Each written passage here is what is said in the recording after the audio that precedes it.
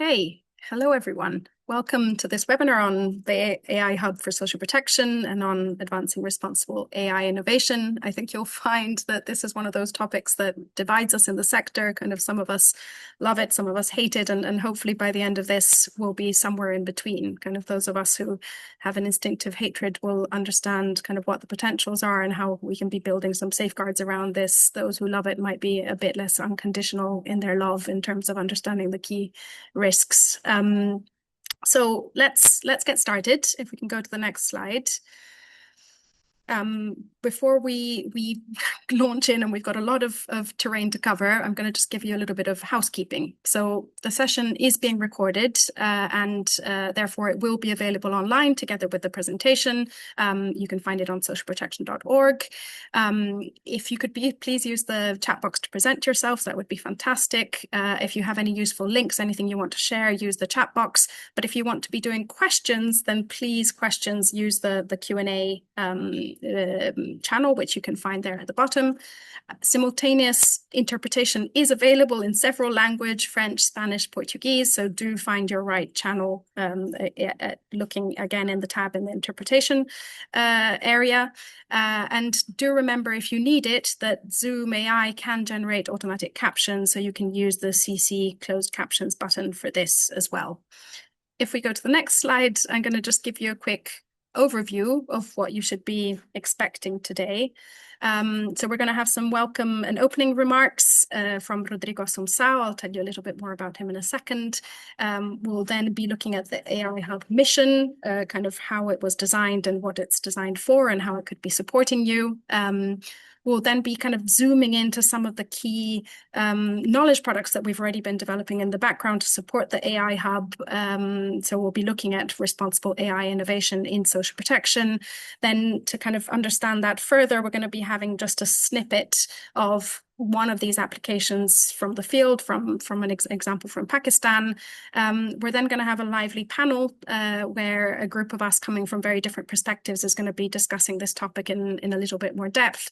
And we're reserving a good chunk of the session for Q&A. So do stay on and do start submitting your questions as soon as they come up so that we have enough of those when we come to the Q&A part of the session. So on to the next slide. Our first opening remarks come from Rodrigo Assumpção, and for those of you who are followers of the sector, you'll definitely have come across him in the past. He's one of our luminaries of digital transformation for the sector. He was working at ILO previously, and before that, he was working in Brazil with DataPrev, and currently he is once again at DataPrev, leading there and focusing on modernizing social protection operations across Brazil, and has a huge amount of knowledge on this topic. So over to you, Rodrigo, for opening.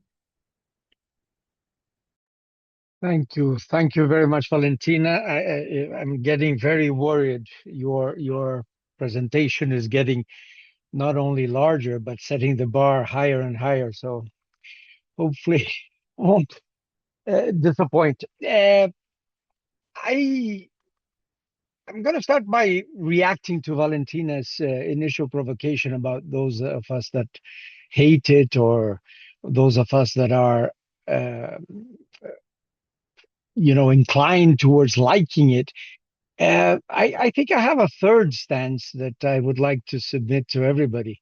It's those of us that recognize that it's inevitable, whether we like it or not, whether we hate it or not. That's what's going to be happening, and it's going to impact all of us. So perhaps subjectively, what we need to do is objectively get on with experimentation, get on with doing stuff, because that's the only way we might deal with either our fears or the impact. I'm going to present just a few slides to kind of organize my thoughts. Hopefully, this will be something that I manage now. All right. And I think I'm still on the opposite. It's working. How about now? No, it was working before, and it's just gone back to... Back to the thing. Okay, I'll change it again. Now? Yes, This is Good. correct. All right then. So back one. And so DataPrev is a state-owned company. It's an IT company. It works under private law, but it belongs fully to the Brazilian government.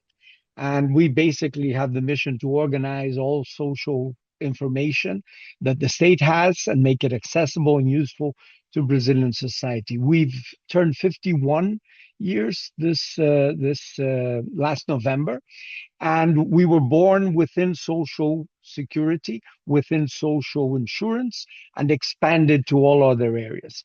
It's a pretty big company. We have a lot of data and a lot of equipment. Uh, but I'm not going to go in detail with that. Our main task nowadays is to work for the consolidation of what we call the national data infrastructure. And that is the first point I'd like to make. Countries are all faced with the challenge of organizing their national data infrastructure. And social protection has a huge piece of that pie, and it needs to integrate in all other aspects that constitute this data infrastructure. And without organizing your data, and that is perhaps my first and probably the most important message, without organizing your data, you can't do AI. AI is fully dependent on the quality of the data, the accessibility of the data, your capabilities of organizing this data. And when I say you, it doesn't mean necessarily the social protection institution. I'm talking more about society and governments as a whole. But we are a big part of that. So you have different ecosystems of data. In Brazil, we consider social, the territorial, especially the rural aspects, the economic aspects, the whole public management aspects, health, education, social protection, social assistance, social security. All this needs to be properly organized and then made interoperable. And just one example of how this works is in this next slide, which is our data benefits and qualification program, where we organize the reception of different types of data from various data sources. We validate to identify consistency and compliance with requirements. We understand the updating to maintain precision and relevance. We discuss the enrichment, the constant qualification and enrichment of these data, the availability so we can apply it as necessary in different services and platforms, precision, automation, the personalization that so we can provide accurate and personalized services to the citizens, and of course, standards and compliance. All these aspects come when you're able to organize different sets of data, understand where they fit and how they apply. And this is a constant exercise, not only of data governance, but in applying this discussion. And this basis is extremely important in order to apply AI. Of course, you need infrastructure after that. You need infrastructure to do this with data, and you're going to need infrastructure to use it in an AI environment. We have done that in many aspects, and we're expanding our capacity. And one of the things that we're doing is we are developing uh, AI frameworks, basically for computer vision, for conversational systems and natural language processing that we can then apply to specific problems of specific institutions and specific clients and specific elements. For example, within this, we have different chatbots for different ministries. We have different OCR machines for different documents that needs to be analyzed. We have elements that qualify, for example, job offers and matchmaking between job seekers and job offers. We have elements that qualify fraud monitoring. We have elements that direct who are the people we need to check for proof of life once they're having benefits. So when you have this kind of basis, you can apply in different aspects. And of course, the whole discussion about responsibility, you need to discuss the guardrails. You need to discuss the governance and protection, not only when you're doing conversational AI, but AI as a whole. Evaluation, constant evaluation of what you're doing, as we used to do with previous systems, with non-AI systems. You need to evaluate any public policy that you are performing. There is no difference, inherent difference in that. And of course, there are some elements of using technology that apply. The same way you discuss in cybersecurity, having a red team for testing in an adversarial mode, and the framework for this conversational AI that can provoke it to error, that can identify vulnerabilities, that can identify any tendencies, for example, for the very famous hallucinations. So what I'm trying to say here, and this is the perhaps the final message, and I'm going to interrupt the slides. What I'm trying to say here is that once we understand that this is a new level of what we've always been doing, a new level of technology that applies, that have the same inherent problems that we had before, perhaps with a faster output, perhaps with a uh, more issues of trust. But I'm old enough to remember that bias, errors, fraud, and all these things we've been discussing for 30 years within the context of civil servants or public policies that were just basically wrong. I don't uh, see the inherent difference between what we were doing before and what we're doing now, uh, perhaps with the exception of what the technology usually does, which makes things faster. But it makes it faster to make the mistakes, but it also makes it faster to correct the mistakes. And that is a perspective that we try to assume, even though I fully recognize, and that is one important element to debate, that the trust issues have been enhanced, perhaps, with this whole AI discussion. But there's a cynic part of me that believes that these trust issues and trust and not trusting AI um, are deviate us from what we really should be doing, is that just never trusting public policies. They have always to be questioned. They have always to be met with the real world and the proper outcomes and evaluated harshly, whether they have AI or not. Thank you very much, Valentina. Thank you all for having me. And I hope this is a lively and interesting debate. Thanks. Fantastic. Thank you, Rodrigo, for poking at us as you often manage to do in really useful ways. And thankfully, you'll be staying on for the panel discussion later. So we'll have a chance to go deeper into that. But thanks for that. The headline message being it doesn't really make sense to love it or hate it. This is inevitable. It is happening. It's happening at a speed and at a pace which we will not be controlling. What we can be doing is guiding it, holding hands, doing this together rather than each country reinventing the wheel. And that is partly why we have an AI hub for social protection that is being launched. So I'm happy to hand over to Ralph in a minute. But before we do that, we're going to have a very quick poll from the audience. So you're gonna have a QR on the screen, and there's going to be a link that's going to be shared in the chat that you can be joining.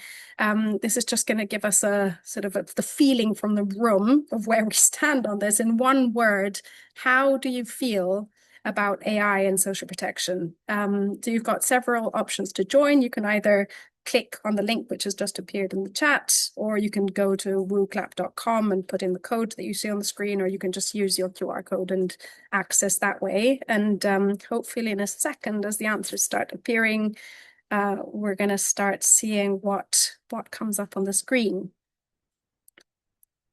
Are people managing to join? If you have any issues, just use the chat to share any issues you're having.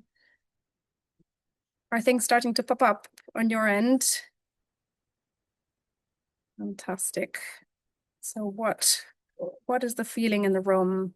Whew, there's a lot already on there, and inevitable being one of the words. It's not looking particularly big. I think the biggest I can see right now is fear, also because it's written in capital letters, but a lot of other feelings coming in as well. I just saw leaving workers behind, so that some of the impacts of it kind of that affect us as a sector are definitely there, and we need to be thinking about that. I can see confident but confused, quite a lot of skepticism, but more optimistic visions. And in fact, that excited word seems to be increasing. Obviously, this is just a sort of very simple basic sentiment analysis in a sense, but it looks like some of the positive feelings seem to be prevailing. And ultimately, I think that is the direction we should be heading. We should be optimistic, but we also need to be really, really careful in terms of these kind of safeguards going forwards.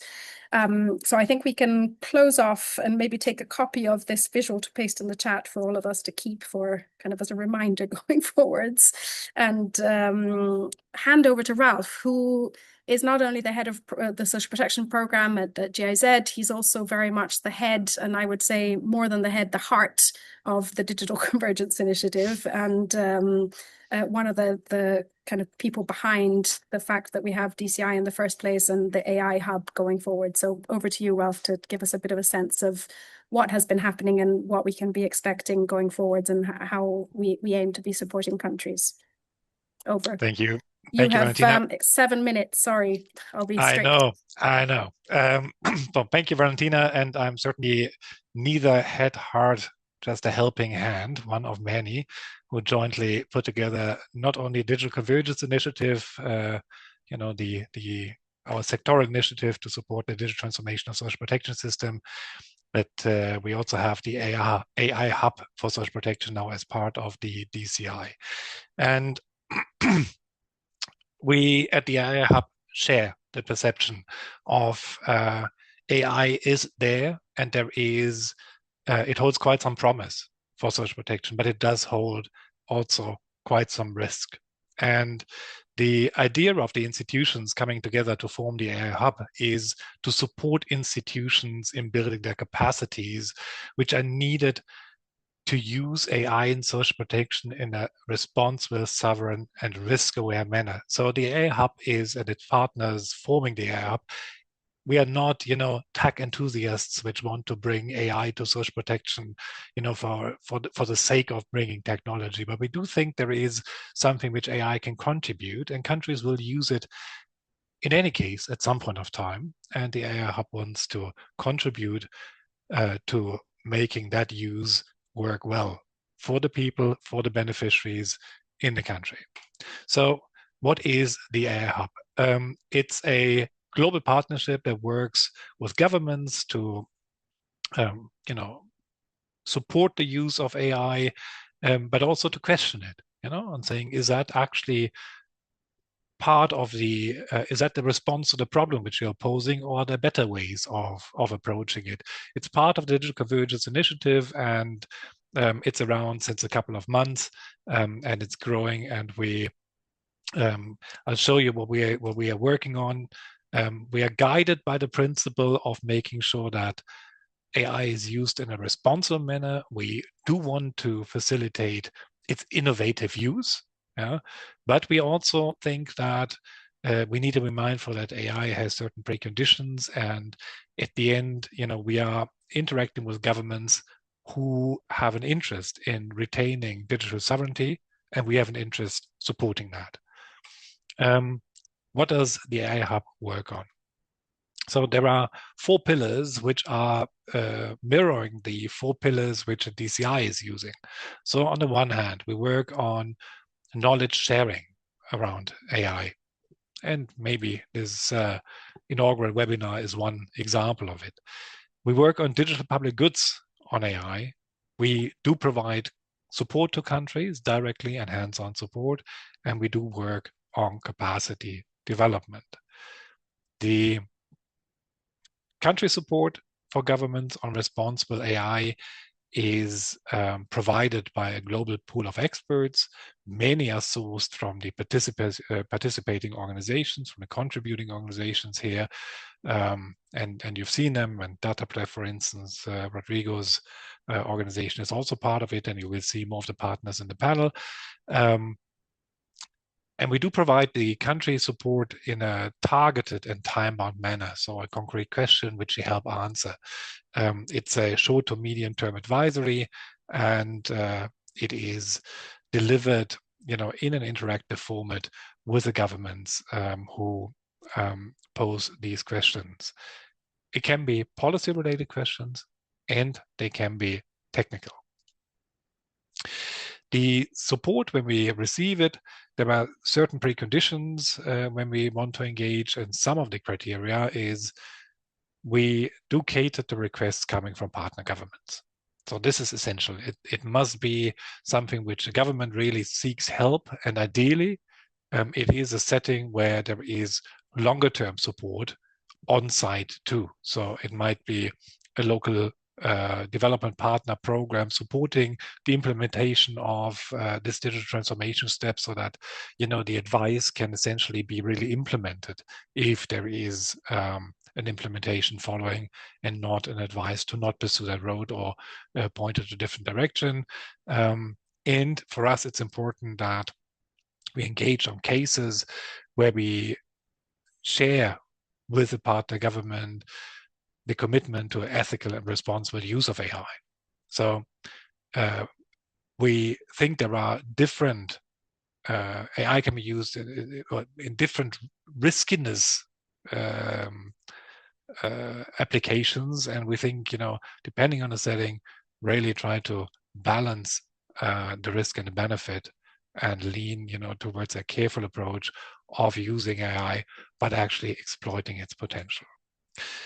If you want to reach out to the AI Hub, and you're a government representative and you want to get advice, or you're a country development partner and you want to link up your partners with us, or you're an expert or a company and you want to connect, do scan that QR code, do reach out to us, and we'd be happy to interact with you.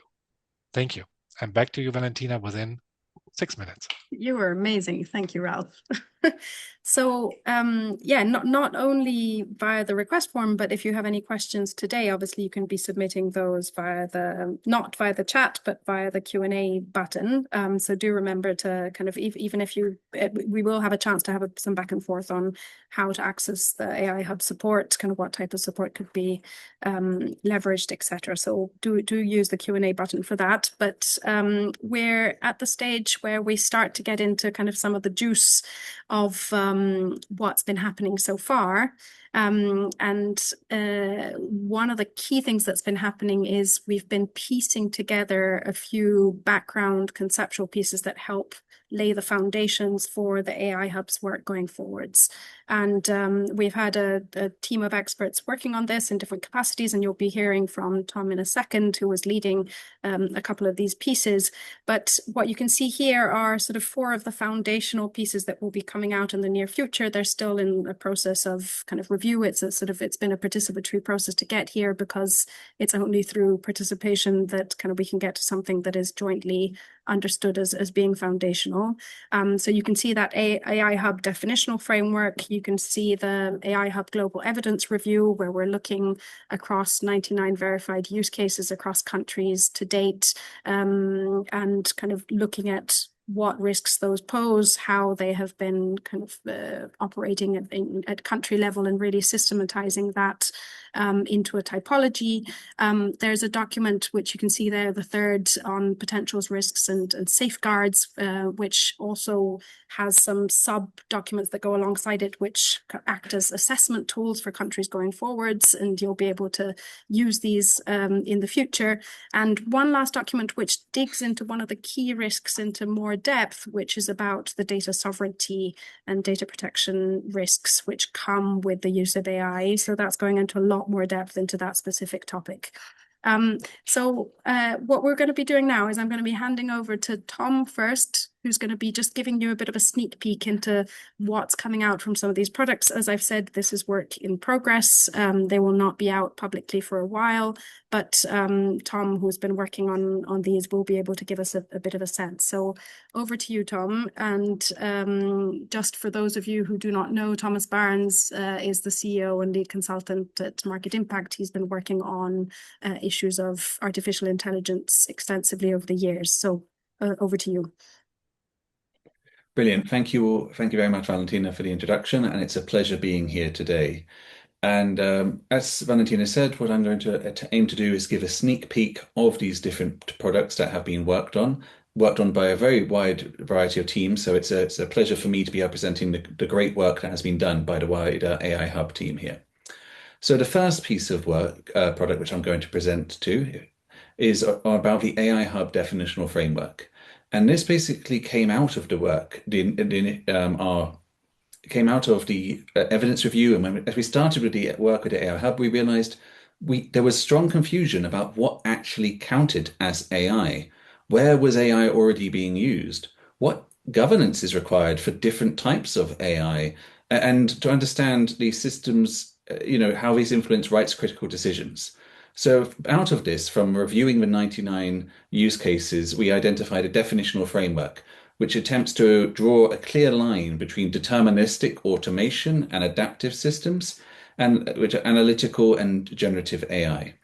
And the crucial point is that it anchors everything in the assess, enroll, provide, manage delivery chain, and introduces a free-level typology that classifies systems from high-level functions at assess down to specific use cases. In short, it aims to give governments a shared operational language for understanding the systems they run today, the systems they may procure tomorrow, and what governance requires that may need to be followed.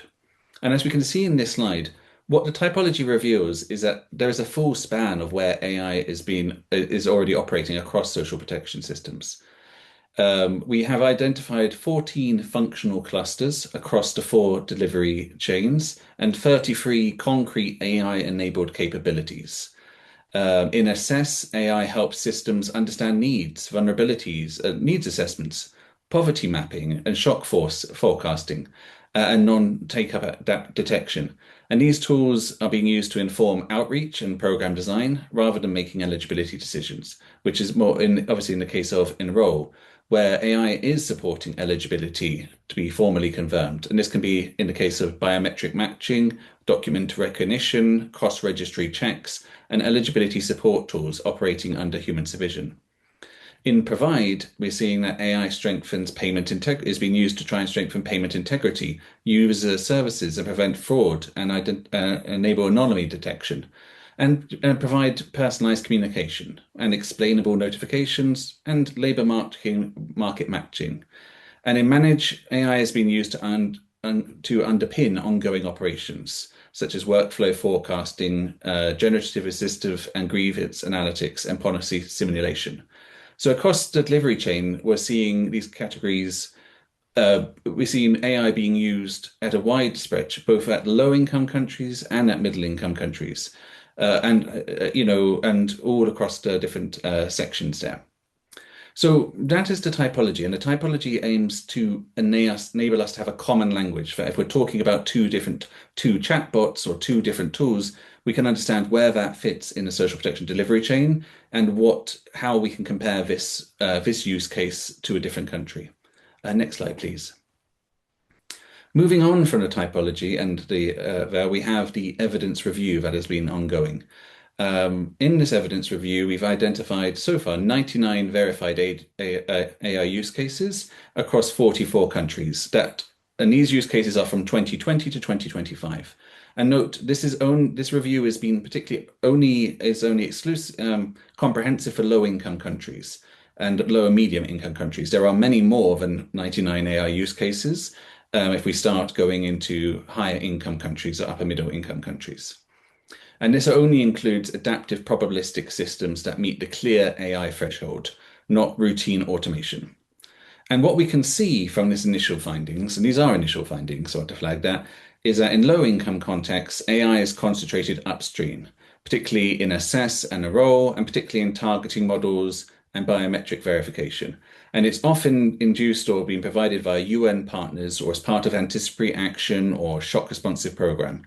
And the key focus in this part is on the key risk here is exclusion at the point of entry, as these tools are being used to enroll and to target. And obviously that can lead to exclusion. In high income contexts, we're seeing a more different use. We're seeing many more in the provide and manage elements, where countries are using AI downstream to support operation through fraud analytics, document triage, caseworker tools, and conversational interfaces for training, for capacity building, and for work business process management. And the main risk here is opacity, unclarity, and de facto automation of decisions. And this divide really also reflects differences in underlying data infrastructure, ID ecosystems, and administrative pressures. In many higher income countries, they are not needing to use these tools for the targeting. And in the lower income countries, they don't necessarily have the database systems or backends that would support these operational use cases. Next slide, please. And as in across the delivery chain, we are seeing quite a rough split here. We are seeing in assess, we're seeing countries moving away from static proxies to more dynamic inference-based models, such as poverty mapping from satellite imagery or mobile phone data, and a rapid growth in anticipatory action models that trigger early responses to climate and other shocks, including conflict shocks. In Enroll, deployments are dominated by identity and eligibility verification, especially through the use of biometrics. And obviously, these systems have high decision criticality because they determine who can formally enter a program. And across provide and manage, which roughly make up half of the use cases, AI is being used for efficiency, integrity, and service delivery, particularly trying to find inclusion errors and via fraud and anomaly detection, but also to enable more tailored communication. We also are seeing, particularly in the last few years, an emergence of generative AI, mainly for summarizing case files and drafting correspondence. But within the review, most of those cases are obviously still very new, and we haven't necessarily got a large amount of public information there. So most of the AI, overwhelming majority of these AI use cases, what we would classify as traditional AI, as in before generative AI use cases. Next slide, please. Now, once we understand where AI sits in the social protection context, the next step is understand the risks. And this is the purpose of the third product which is under development, which is the potentials, risks, and safeguarding framework. And this is really, the evidence review so far has highlighted this as a major gap. While risks are widely acknowledged, very few systems document in public information how risks were assessed, mitigated, or monitored. Governments are deploying AI today, but without a structured way to determine whether a system is safe to scale, safe to pilot, or not yet safe to proceed. So the knowledge project, the product identifies so far 5 main structural sources of risk along the AI lifecycle. It has data risks, incompleteness, bias, and aggregation errors, model risks. The models themselves may not be robust or may have biases built into it. Governance risks, unclear accountability and weak oversight of how these tools are being used. Operational risks, security vulnerabilities and integration failures, and market and sovereignty risks, vendor locking and inaccessible cloud environments. Next slide, please. So these risks accumulate across data collection, model design, deployment, and monitoring. And because social protection decisions are rights critical, we attempt to apply a rights-based grounded lens to provide a practical toolkit to enable countries to actually do a practical assessment of the AI model or AI use case that they are looking to use.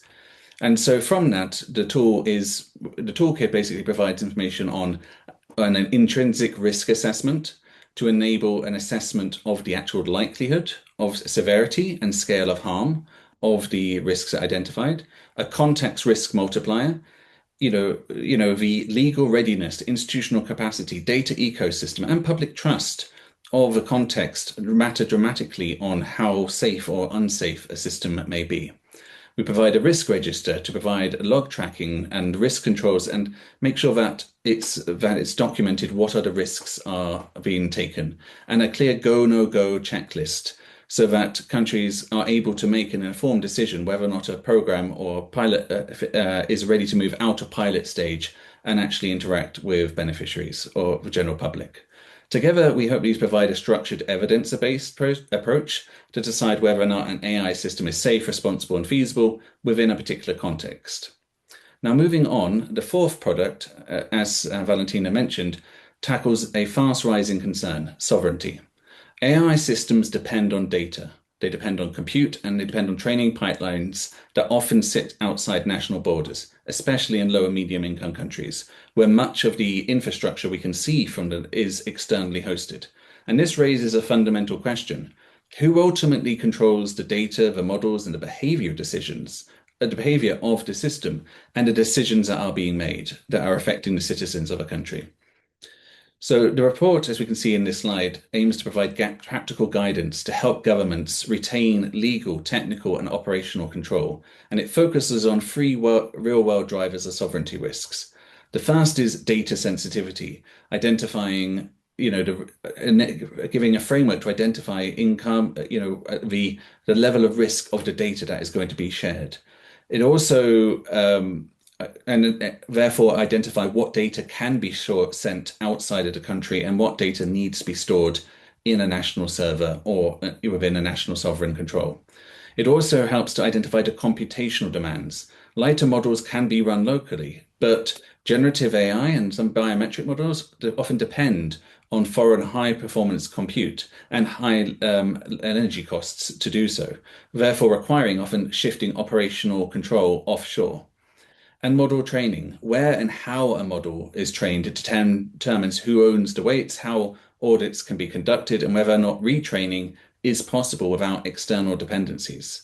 And so the report aims to try and translate these dimensions into actionable decision tools, enabling governments to choose appropriate hosting models, defining contractual safeguards, and helping them determine what can be processed locally versus externally, and helping to ensure long-term control over model behavior and system logs. And it also tries to map this to different regulatory models so that countries can align AI development for their context. And finally, sovereignty is about feasibility. AI systems cannot be sustained or trusted unless governments maintain meaningful control. And this report hopefully provides a structured path to adopt AI responsibility without outsourcing core social protection functions. And I'll hand it back to Valentina, so I'm sure I've gone slightly over time there. Valentina. We've gone over time just because we were stupidly strict with you in terms of an 8 minutes to be able to go over all of that. So it was absolutely fine that you did go over. And thanks for being so succinct and clear in summarizing quite a huge amount of work that has gone into this over these last few months. And I think that one of the key words you said is that actionable decision tool. So these are not just abstract knowledge products kind of to sit there on a shelf. They have actually, the effort that has been made by the team is to transform them into tools that can be used by countries, by counterparts working in country to be helping us to actually make very complex decisions against how we should be using or not using these tools going forward. So thank you, Thomas. And I'm going to very swiftly roll over to Rob, who is actually the author of the last piece that you saw on data sovereignty. And he's also been supporting some of the country applications coming from DCI and the AI Hub. He is Senior Business Analyst and Data Product product manager at Quantu. Over to you for a deep dive into Pakistan, kind of how is this all working in practice at country level. And you do have 10 minutes on paper. If you could be slightly faster, that would be amazing, but don't worry if that's impossible. I'll be strict. Thank you. Thanks, Valentina. I'll do my best. Just checking that the slides are showing okay. Yes. Wonderful. Great. Yes, so thank you, everybody. My name's Rob Worthington. I'm a senior business analyst with Quantu. I've been working very closely with DCI and the AI Hub, so here to share with you a few insights from some of the work we've been doing in Pakistan. So in Pakistan, I've been working very closely for a number of years now with the Adaptive Social Protection Program. This is led by Johanna Kunus, and what it's trying to do is build bridges from the social protection sector to both disaster risk management and the climate change adaptation sectors. Beyond AI, it's invested significantly in building digital capacity with partners at both the federal and provincial level. And it's working with a range of partners from these sectors, including the Ministry for Social Protection, BIS, Ministry for Climate Change, at the provincial level, disaster management agencies, as well as provincial social protection agencies and others. As I'm sure many of you know, severe and reoccurring floods are really one of the greatest challenges facing Pakistan today. The 2022 floods hit the news in a big way. They were the worst in Pakistan's history, killing over 1,700 people and affecting over 33 million. And sadly, these hit again earlier this year, causing further deaths and damage and destruction. And unfortunately, long-term forecasts suggest that what was once perhaps a twice-in-a-lifetime event is now going to become a more regular occurrence. Consequently, there's a really clear consensus among the partners that the ASP program's working with that we should collectively work towards the goal of anticipatory action social protection programs for floods. However, in working towards this goal, we've identified one key challenge, which is that the current forecasting models that the provincial disaster management agencies are using are really only able to provide a day or two of warning. Forecasts longer than this are lacking in accuracy. And as we saw earlier this year, 1 to 2 days is just not enough time to organize an effective emergency response. So as a result of this, we've been looking extensively at the role of AI flood forecasting. One promising AI approach has been developed by Google Research. This is based on 2 linked AI models. So firstly, a hydrology model that draws on a number of publicly available data sources. This includes things like precipitation, other weather forecast data, and basin data. And the purpose of this is to forecast the volume of water flowing into a river or water body. This then in turn feeds into a second model, which is looking at inundation. It uses the input in terms of the flow rate to try and simulate the behavior of water as it moves across the floodplain based on the hydrology forecast as well as satellite imagery. This allows us to try and understand which areas are going to be affected by flooding and how high we might expect the level of water to be. One of the outputs from this model is a GeoJSON polygon, which helps us to understand the probability at which a particular area is likely to be affected by flooding. The data from these 2 models is then used to generate thousands of what are called virtual river gauges, and each of these provides a 7-day warning window for a local area. Google researchers have co-authored with other academics an article in the journal Nature, which has evaluated the accuracy of this model generally in relation to actual river flow rate data, as well as comparing it to other forecasting models. And one of the very promising insights from that research is that a 5-day forecast generated by this model rivals the same-day accuracy of forecasts from other models. So it's really kind of breaking new ground in terms of extending that forecast window. Google currently host, run, and refine this model, and they make its output available via an API, a website, and via search alerts that built directly into the Google website. In the top image, we can see some of the almost 2,400 virtual gauges that the model generates for Pakistan. Just to compare this with the number of physical gauges, we found out that Pakistan has around 90 physical river gauges that are used to monitor the actual flow rates. These are mostly situated on the larger rivers and hence provide a bit of a black spot for some of the more rural areas. So what we can see here is that AI is promising a more cost-effective way to really scale that coverage to smaller rivers and more remote areas. In the bottom image, we can see an example of the data that is provided for one gauge. On the left, you can see a chart that's showing the historical and future forecasts in cubic meters per second.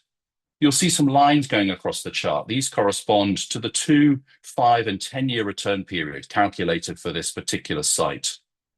On this example, we can see that the historical forecast has already exceeded the 2 and 5-year return period. So there's already a flood that is forecast to be happening. However, we can see looking into the future that it's also forecast to pass the 10-year return period before the water levels start to subside. On the right, we can see a number of polygons in dark blue, which indicate the area forecast to be flooded, which provides the kind of data that would be needed both to link to anticipatory action or to rapid response programs. To operationalize this model, we created a prototype app that was scheduled to query the API daily, pulling in the new forecasts, to geocode all of the gauges so that we can match them to the provinces, districts, and tehsils in Pakistan, and critically to generate daily email alerts that sent an email to provincial disaster management authority officials on which gauges are forecast to flood. And in doing so, this was intended to demonstrate how the model could fit into the existing workflow of the PDMA officials. The idea here was not to replace other models and systems, but rather to provide a first line of alert that would kind of trigger more of a focus in a particular area. While we're in the process of validating the forecast data, the floods of 2025 hit Pakistan. After quite some deliberation, we took the decision that it was best to warn the PDMA of the extreme floods that were being forecast by the model. However, we made it very clear that we were not yet able to verify the accuracy of the forecast. PDMA evaluated this and they decided to act on this. And in Chitral district, the local administrator took the decision to actually evacuate households in the danger area. And as you can see from the quote here, thankfully 4 households were evacuated before their homes were destroyed. So some really promising early results. But I think while that success was promising, the process of validating the accuracy of the model more comprehensively is unfortunately quite complicated.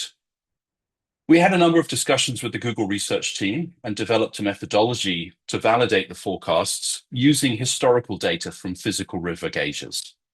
However, this proved challenging for a number of reasons. There are approximately, as I mentioned, 90 physical river gauges across all of Pakistan, but the digitization of these gauges is at a very basic stage. A few of them are linked to telemetry. Most of them, data is available as a PDF, which shows the measurements for a specific day and time.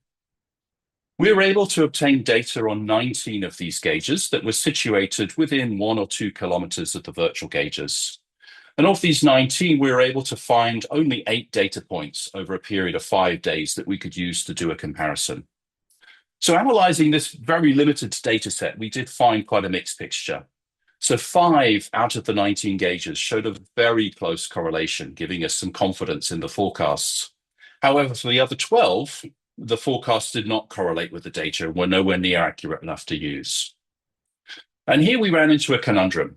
While Google Research is very able and willing to refine the model, they rely on governments contributing data from physical river gauges to a global hydrology repository called Caravan, which is used as a kind of a forum, a repository to share hydrology data with researchers working on this problem. If Pakistan and other countries agree to share data with this repository, it can be used to recalibrate the model and hence improve the forecast accuracy. However, our current discussions suggest that the government of Pakistan is not willing to do this at this time. As a consequence, we've put the project on hold while we assess the next steps. And there's 3 options under consideration. Firstly, the Asian Development Bank is starting an interesting new program that focuses on exactly the problem of extending river gauge coverage and creating a digital database of all of the data. Once ready, this would allow a much more robust comparison exercise to be repeated. However, it's likely to be several years before this is possible. Second, we could explore more localized community-based validation methods. Give Directly have used this approach in Nigeria with some success, and we can learn further from them. This would require developing community feedback mechanisms and would allow for localized piloting of the model. Finally, Google Research have now released the model as open source, which would in theory allow the government of Pakistan to host and refine the model themselves. We've yet to investigate this option in depth, but I think we imagine that it's going to require quite significant investment and capacity to follow this. So just in closing, this has been a very interesting project, and I think one with great potential for replication in other countries. In addition to the challenges that I've touched on of validating and fine-tuning the model, there were some other interesting lessons emerging. Firstly, I think talking back to the framework that Thomas has taken us through, we can see here that this is a case where the AI exploration was informed and driven by a very clearly defined problem around which there was a strong consensus from all of the partners, which has helped considerably in terms of taking this forward. Secondly, we found that the investment in a prototype, which in this case was about 3 to 4 weeks of work, was really critical in terms of demonstrating the feasibility. Many of the PDMAs are at a very basic level of digitization, and concepts like AI are very new. Having a prototype that demonstrates how this fits into their existing workflows really resonated strongly and made it very, very clear to see the potential. Thirdly, coming from a social protection lens can be limiting. Thomas talked about the intrinsic risk earlier. From a social protection perspective, the risk of getting things wrong is false inclusion or exclusion of people. However, if we put ourselves in the frame of somebody in the disaster management sector, the intrinsic risk looks much different. A false negative in that case means failing to evacuate people in great danger, and a false positive potentially means reputational risk and perhaps the cost of unnecessary evacuations. Finally, we saw here clearly the benefits of deploying an existing cloud model. We could not have moved at the speed we did if we were self-hosting this. However, should this move beyond pilot level, the data sovereignty dimension is going to need very careful consideration. Should a country like Pakistan rely on a US technology company for mission-critical infrastructure, particularly one that is currently offered as a public good with no contractual safeguards? Thank you. I'll hand back to Valentina. Fantastic. And I think that last question is a pretty big one, of which we've seen a few consequences quite recently at global level. So thanks for talking us through that sort of practical use case. Obviously, the types of use cases that we're seeing across the sector are very wide, and this is a very specific one, but it does give us a sense of kind of the types of things we might be grappling with. So what we're going to be doing now is we're going to be heading towards our panel section. So hopefully the slide with the panelists that are going to be with us today is going to be appearing. We have Rodrigo Sumsao, who you've already been introduced to, who's going to be joining us again. We're really honored to have Teresa Barrios-Raspaderne, who's joining us from Amnesty Tech, where she works at the intersection of human rights and emerging technologies. And she really brings the rights holder perspective to this panel. So I'm really looking forward to your views on this. Raul Rogier-Frick comes from us from ISA, the Global Network of Social Security Institutions, and he's been working on digital transformation for a long time and working across many different countries, looking at risk management and other dimensions. So he's going to be kind of a really useful contribution as well, especially since ISA has been looking at similar topics in recent times. Rafael Duto is a partner of DCI. He works at the Employment and Social Development Agency in Canada, working on service delivery and benefits modernization. And he's really been working on that kind of policy operations collaboration, looking at issues of data governance, responsible experimentation with AI. So another practitioner experience to share with us. While Hajar Kyati works at Marco's National Social Support Agency, and she has started a collaboration with the AI Hub for Social Protection, scoping a practical AI use case for Morocco. So speaking to Hajar will also be really useful for all of us. So let's get started with the discussion. I'm going to start with you, Teresa, if that's okay. And maybe we can remove the slide so that we can have all the panelists appear on the screen with me. And obviously, your role at Amnesty Tech is to ensure human rights are respected in the adoption of new technologies. So I was wondering, where do you see the current discourse on AI adoption and social protection heading? Is it a good direction or not? Why not? Kind of, if you could just kind of your reactions to what you've heard so far would be fantastic. Thank you very much. Yeah, that's a really important question about discourse, which seems to be all about innovation and efficiency. But really what matters the most is whether these systems uphold human rights. I mean, we can all agree that we want social protection systems that are rights respecting, fair, and inclusive. And like I said, the current AI discourse prioritizes efficiency over rights because governments are rushing to adopt opaque systems that risk excluding vulnerable groups and exacerbate discrimination against already marginalized groups, such as racialized communities, people on the move, persons with disabilities, LGBTQ plus individuals, women, people living in poverty, indigenous communities, etc. And there's also an overarching lack of transparency that undermines due process and remedies for victims of these harms. The use of algorithms in social protection often entrenches structural discrimination. And these risk scoring algorithms often amount to profiling and even social scoring, which are banned, for example, in the EU. And this is true for global minority or global north countries whose welfare systems are lauded for being the strongest in the world.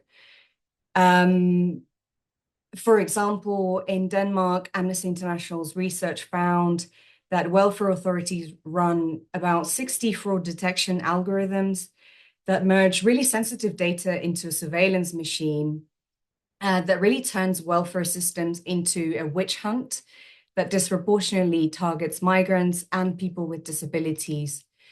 There are also similar examples from Sweden, where a risk scoring algorithm flagged women and people with foreign backgrounds for fraud checks, which enabled invasive investigations. And we also have similar examples from France. So the solution here would be adopting a rights-based framework that is based on the principles of transparency, participation, and accountability. So there are three general principles that should underpin this. One is where harm is too great, then the system must never be rolled out. Second, where the systems are known to have caused harm, they should be rolled back. And thirdly, where the system is found to be discriminatory by design and profile people, there should be a clear red line. So in essence, what we're requesting as Amnesty International is that human rights impact assessments are conducted before the deployment of these systems and also throughout the implementation cycle, and that affected communities are meaningfully consulted in the design and implementation of these systems. Because otherwise efficiency without rights is a false promise and an empty one. Thank you very much. Thank you so much. And that is a message we were hoping to be hearing very clearly, and that is exactly what you did. And in fact, kind of some of the principles that you mentioned at the end are the ones that are being embedded into the risks and safeguards framework and into the tools that we're developing. And as you said, it's not just at the beginning, it's a process that should be happening throughout and continuously. It's not just a one-off. So I'm going to move to Raúl Rugefrik, and obviously you could also be reacting to Teresa if you have any reactions to that. But Your organization, kind of ISA, has been very busy mapping the AI landscape for our sector, and you've been at the forefront of this, the broader topic of social protection, digital transformation for many years. What have you been seeing from your perspective in terms of the increasing use of AI? What have you found most surprising or interesting? I would love to hear your reflections. Over to you, Raul. Thank you, Valentina, and good day to everyone. It's a pleasure to be in this very interesting panel. And I think that the application of AI, it goes in the continuity of application of technologies based on data. And in this sense, I agree with Rodrigo's first words in terms of the let's say inevitability of the application of these technologies. AI goes in the line of application of analytics and the model-based and technologies based on that. And in this sense, we have seen already interesting applications in the 2019 and just before the pandemic, especially two types of applications. One related to intelligent chatbots already at that time, the first generation of intelligent chatbots, but also backend and analysis to identify the beneficiaries that were done in Canada at the ESDC colleagues, and already at that time. And now what we can see is that, no surprisingly, the pioneering institutions were institutions and are already institutions that have a lot of experience with data-driven or data-empowered technologies and applications. And in some way, these institutions found a way and identified the added value areas in which AI can really complement what they were already doing. Because this is another important point. The success stories and the success experiences are complementary to what institutions are already developing, social security organizations are already doing. So basically, the main type of applications that we have seen are based on improving service delivery, again, and through different, let's say, and increasingly sophisticated intelligent chatbots, now based on videos and artificial characters. It's not only, let's say, a written chat, but it's also a very nice character that speaks to you. That institutions in very different countries are, let's say, deploying and using to improve the quality of their services. I will say that these institutions are also finding the added value of these applications, and they are not overlapping with solutions based on the other technologies that are already working. And this is, for me, an important point. And just to finish, I would like to say that something that it surprised me, let's say, in a positive way, is that the increasing sophistication of the solutions and the connection and the interaction between artificial intelligence, the increasing use of generative AI, more in a pilot way, but also the interaction with other technologies and learning from the previous experiences. Now we see a second round, a second generation, third generation of experiences among the pioneering and the institutions that have started just before the pandemic, that they are taking the lessons of the first experiences and they are being able to develop, let's say, the more adapted solutions and to their needs, which I think that at the end is the most important point in terms of, let's say, defining the application of AI. So back to you, Valentin.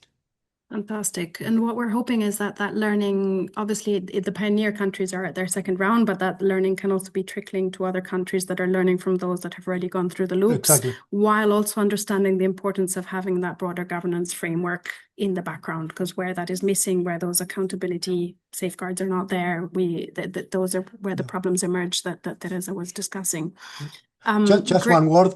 That learning from the others' experiences is crucial, and for the participants, Valentina just posted a report that we are doing in collaboration with DCI, and definitely is the way to go quicker and to the solutions and the type of applications that can be the best. But this will be the topic for the next round of discussion.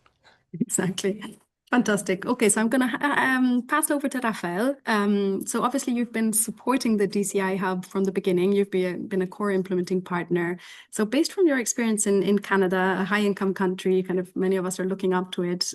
How is your organization approaching AI? What would you say is key for enabling innovative and effective harnessing of AI while maintaining those safeguards, doing this responsibly, not falling into the pitfalls that Teresa was hinting at. Where do you see the biggest limitations and challenges for inclusive and fair AI adoption, especially if we want this to serve as a public good? Over to you. That is a fantastic question. So first of all, thank you for having me. And I want to do a little bit of mileage on what Teresa said. I couldn't have said it better. It was wonderfully put.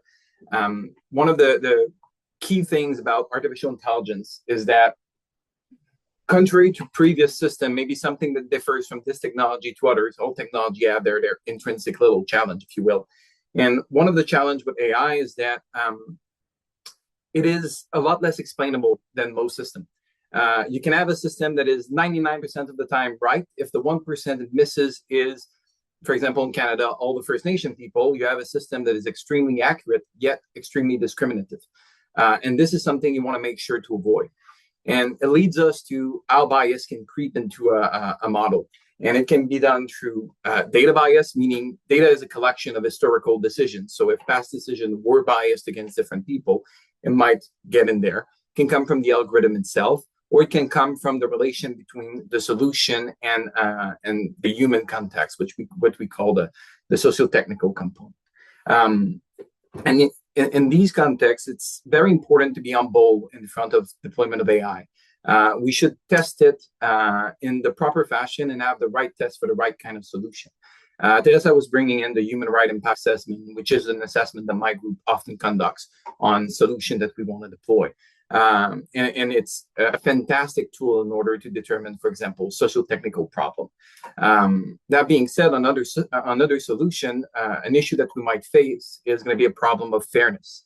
And those issues can be numerical. Some of them are going to be discoverable through a human right impact assessment, but other might only be discoverable through a quantitative analysis. I'll give an example from Canada. We deployed a system in order to close ticket from our social insurance program, employment insurance program.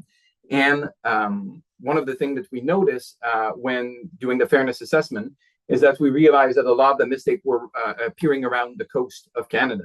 And digging more, we realized that the people who were associated to this were in the fishing industry. And doing more analysis, we realized that the fishing industry had a special caveat in the employment insurance program, which is one caveat out of a 2,000-page document. And that the artificial intelligence model was not capturing this. This kind of assessment needs external data. It needs a lot of firepower, a lot of analytics, which is not necessarily going to be accessible to the AI developer. They might not have this information. You're going to have to do additional step to validate this. And this is where our government audit comes in. If you want to be able to deploy system with a certain level of confidence, you need to audit them properly. And this brings us to what are the challenge to AI solutions like this. The challenge are many. They can be in the legal environment, because bringing those external data and pairing them with your system is something that impacts our privacy right. And this is where we're going to have a fairness privacy paradox. In order to have more reassurance in the fairness of a model, you're going to need more data, which invades on the privacy of the people on which you apply your model. And this is something that, for example, our legal our regulation right now are not properly formed for this. Canada has been trying to pass a regulation to try to address this, but it's very difficult. Another challenge is that you have, if you want to have a greater adoption of AI technology in your department, you should empower your employees. Computer didn't become a lever of productivity until everyone had one. Zoom is a fantastic tool, but if I'm the only one using it, it doesn't have much value. It comes from a widespread adoption, which means that you have to create the platform to allow developers to use this, to allow people to use them, but you also have to entrench a governance process in these platforms to ensure that we do take fairness into account, we do take human right into account, we do take transparency into account. So the greatest challenge, I think, is finding a way to democratize the use of artificial intelligence while governing it properly. This is probably what is the most difficult. and I probably went over time. So back to you, Valentina. No worries. I'm being less strict than I said I would be. And what I hear again is the governance. Like, let's build the systems around this in the background. And actually, you indirectly, probably without knowing it, answered one of the questions that we received from Sam Coop, talking about how AI tools might be used to address the problems of exclusion. So you were talking about your fairness assessments, for example, and bias detection, etc., which is something that Canada is doing. Not many countries are doing, and this is actually a message that we're seeing certain use cases over prioritized in a sense, and maybe there's other use cases that we should be using more of going forwards. And this is something we hope to be pushing when we're thinking about the overarching typology.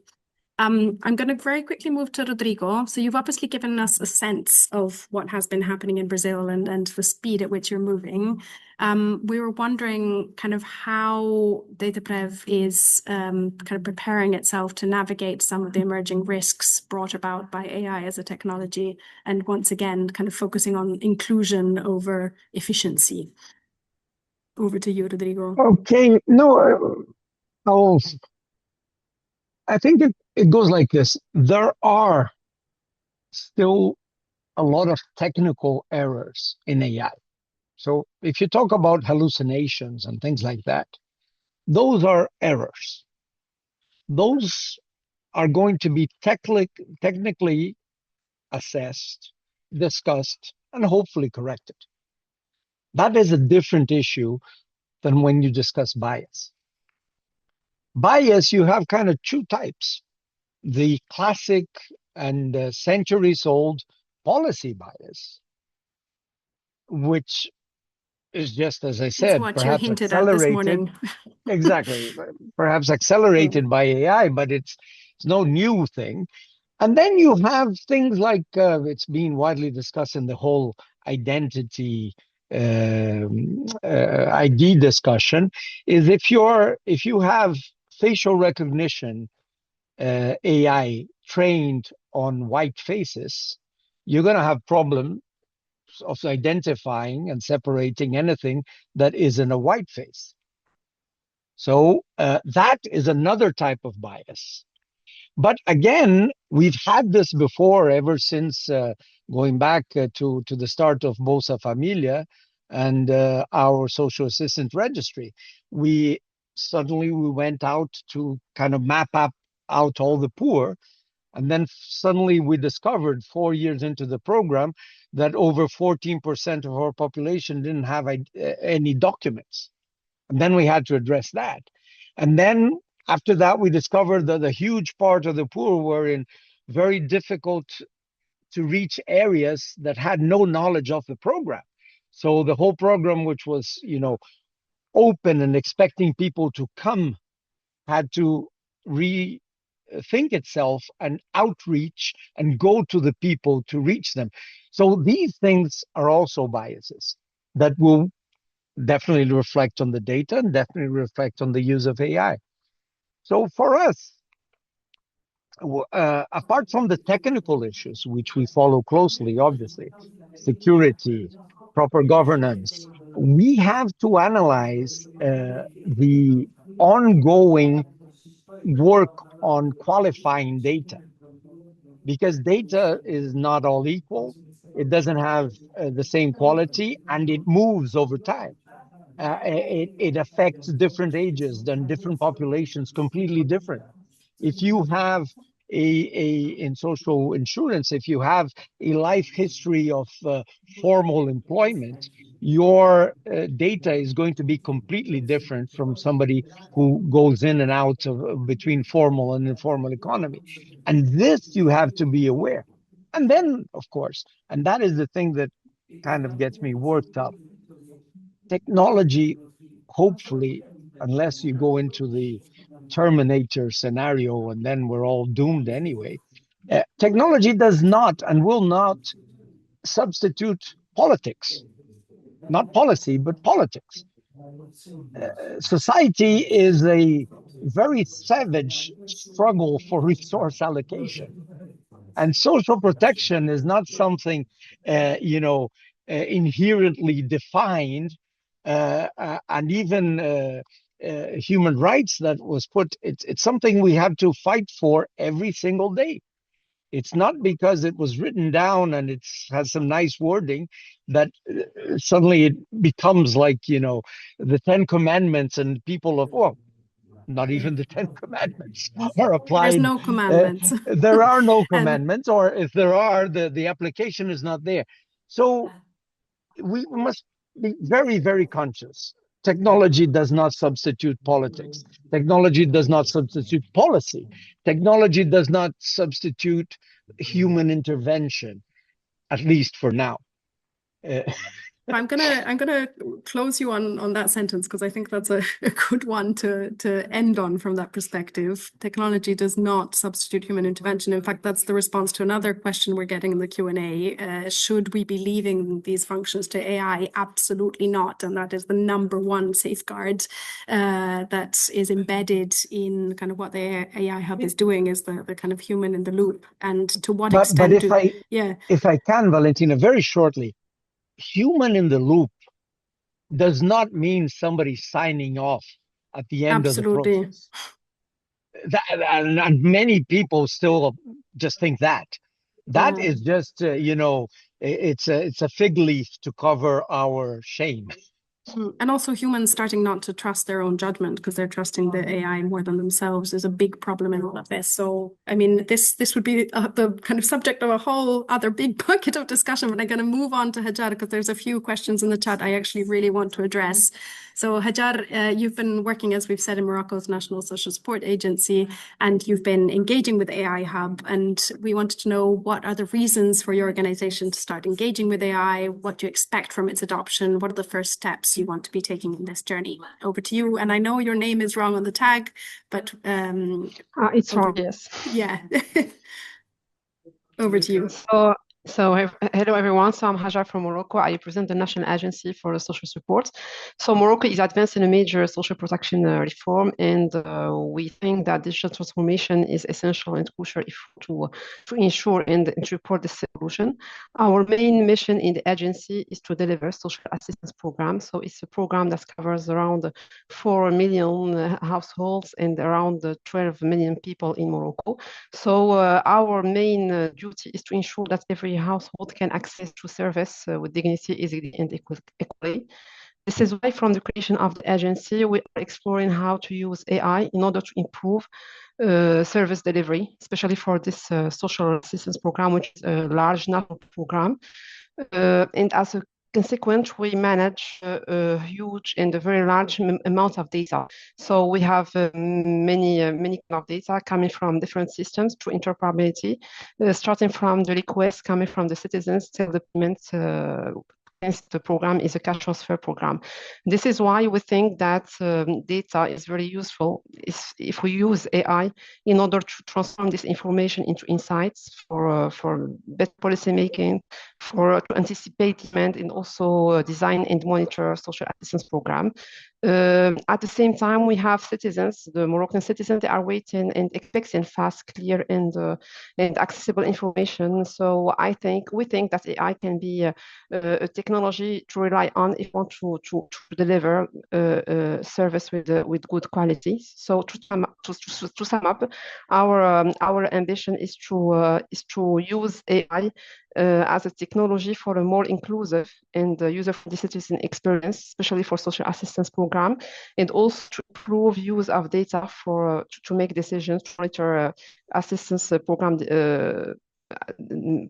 and also to better design this program, and also to improve efficiency internally by using the AI by internal teams. We can improve efficiency in the agency.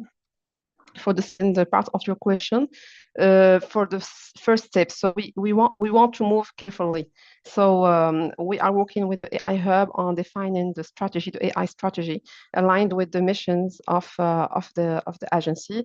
The second step we want to work on is to build the foundation.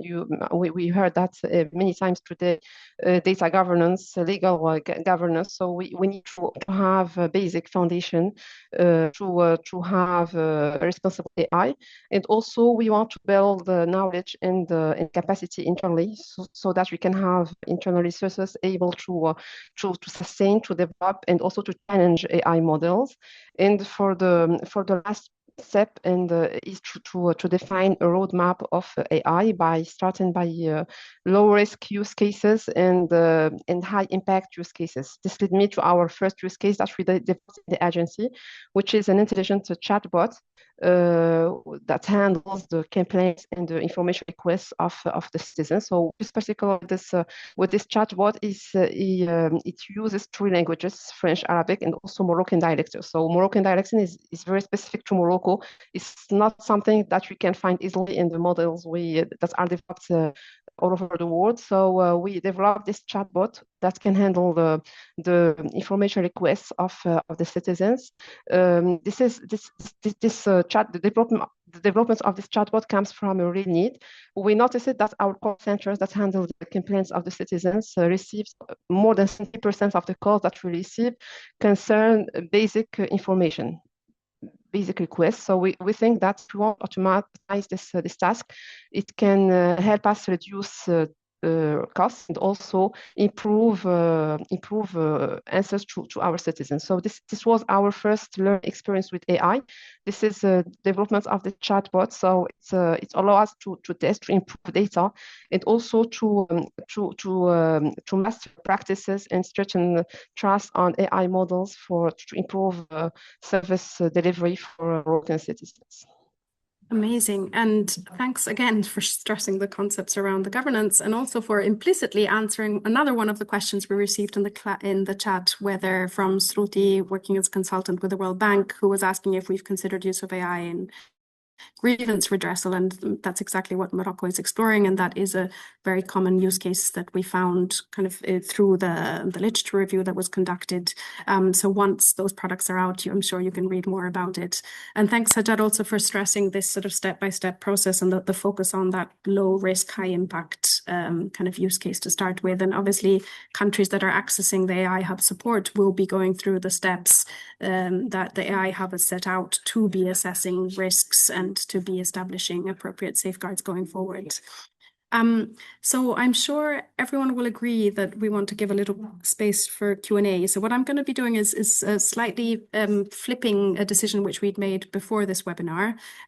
If you could put the link to the question that we hoped to have on Mentimeter just in the chat. And the question is, if the AI Hub could support you with one thing, what would that be?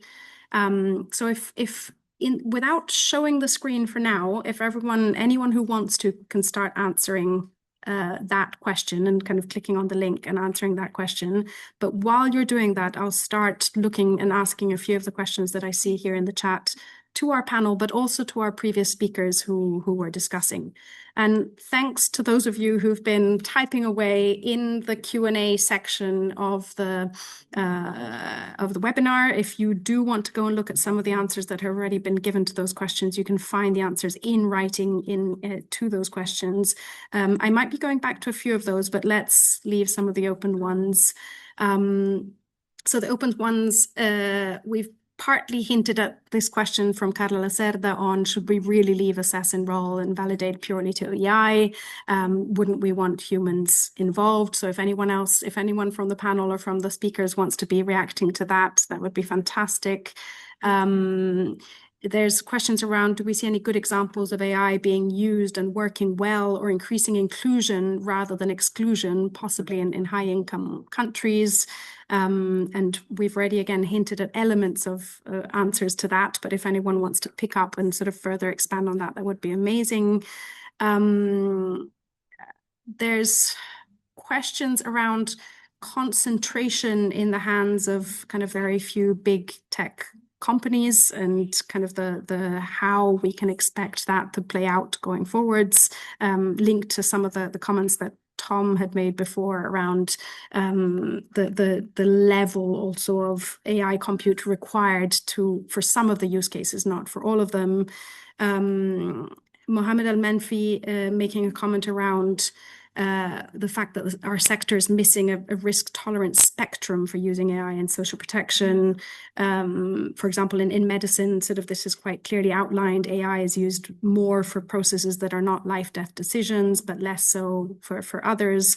So how do we classify that kind of within our sector? And that's partly what the AI Hub has been set out to do. So if anyone wants to be reacting to that, I think let's start with these questions for now. And in the meanwhile, you can be answering that open poll in the background and we'll come back to it. So I'm going to leave it to anyone who wants to come in first, anyone burning to answer any of those questions.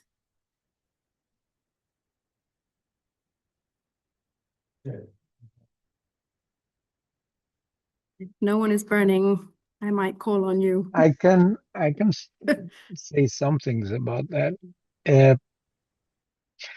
So one of my other pet hates is that usually in these forums we discuss government, the expectations upon government, and we do not discuss expectations around the private sector, and that feels ridiculously unbalanced.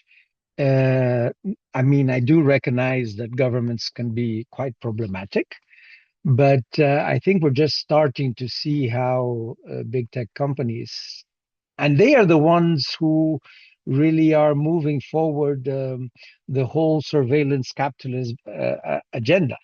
So perhaps because of my age and because I feel more comfortable fighting governments, and the rules are there in a sense, there are new rules being discussed of how we're going to fight the idea that some corporations now are richer, more powerful, and completely without borders, and challenging the nation state. And data is the battlefield for that.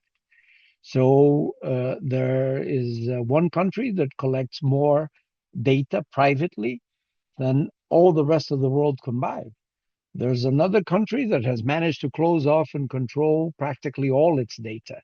There are new ways of relating, and we're still discussing privacy as if it was a problem between the citizens and governments.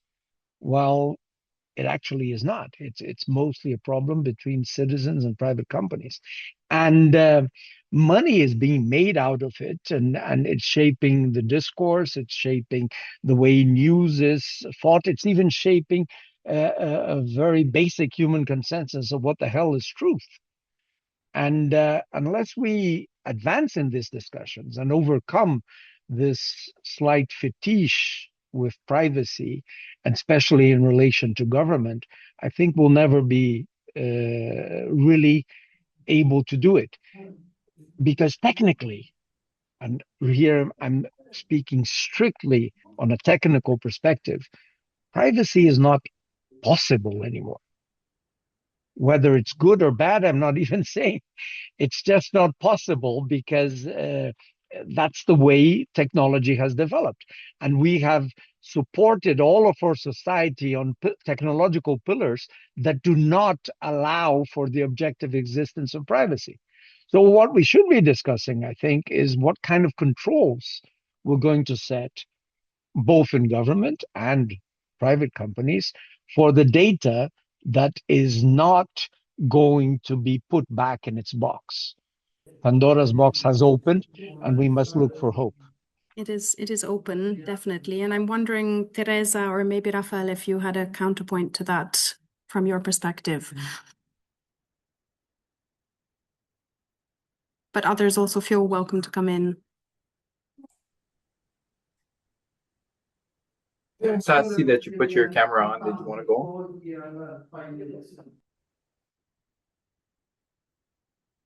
I'll take that as a no. I don't know if I would go with a counterpoint. It's a little bit of a strong word there. I think that we aim at something very similar. And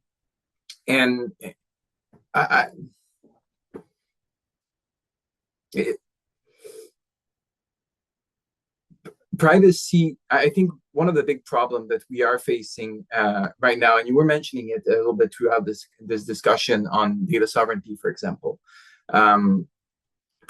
is that a lot of our privacy regulation, a lot of our what has been established is not necessarily up to date. It does not allow us to use data in a fashion that benefit the most, in our context, Canadians, but people around the world. And a lot of work needs to be done in order to make sure that those regulations reflect what is needed so that we can use these data in the best fashion possible without abusing them. And this is something, you mentioned government. We've seen government around the world, especially in the past few years, taking advantage of some of those data in a fashion that will be harmful to our ability to collect these data in the future. And this is one of the biggest issue that, as a social hub for the use of AI, for the greater use of technology in delivering social services, we need to be mindful of. How can we best use our data in a fashion that's going to be sustainable? So we need to put the right safeguard in order to make sure that we use them in a sustainable fashion, and to allow us to use them in the future, maintaining the trust that exists between countries. Now, what this means for different countries, it varies extremely. The social contract that exists in register-based country, like what we've seen in Sweden, for example, versus what exists in the United States or in Morocco, might be extremely different. And this is maybe where I would set on this one, if that makes sense. Fantastic. Now, I fear I'm being told that because we have translation, we're not able to go overboard as we're sometimes allowed to do. So I'm going to have to wrap up relatively quickly. What I would ask you to do, though, is for those of you who control the WOOC app, is there kind of anything that's coming up on the screen? Maybe if you want to share the screen in the background for all of us to see what the issues are that have come out there, if there are any.